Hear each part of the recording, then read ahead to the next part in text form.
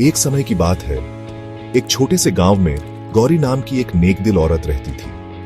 माता दुर्गा में उसकी अटूट आस्था थी। गौरी विधवा थी और अपने इकलौते बेटे के साथ रहती थी। जिंदगी मुश्किलों से भरी थी, लेकिन गौरी ने कभी भी देवी की पूजा नहीं छोड़ी। एक साल गांव में भयंकर सूखा पड़ा।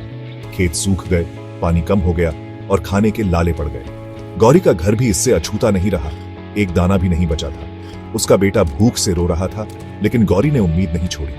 उसने देवी की मूर्ति के सामने दिया जलाया और प्रार्थना की, मां, मुझे विश्वास है कि आप मेरे बेटे की रक्षा करेंगी। हमें भूखा न सोने देना।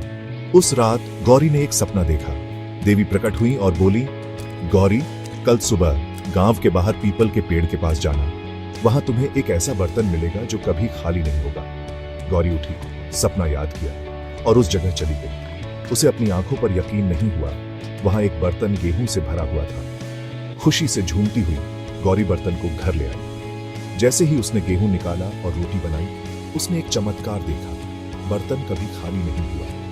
अगले दिन वह फिर से भर गया। इस चमत्कार की खबर पूरे गांव में फैल गई। गौरी ने बर्तन का आशीर्वाद अपने तक ही सीमित नहीं रखा। उसने भूखे पड़ोसियों के साथ खाना बांटा। समय बीतता गया।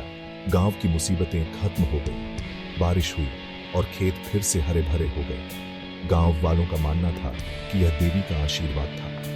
गौरी ने माता दुर्गा के लिए एक भव्य मंदिर बनवाया और अपनी रोज की पूजा जारी रखी। उसकी भक्ति और विश्वास ने उसकी जिंदगी बदल दी। यह कहानी हमें सिखाती है कि सच्ची प्रार्थना कभी बेकार नहीं जाती।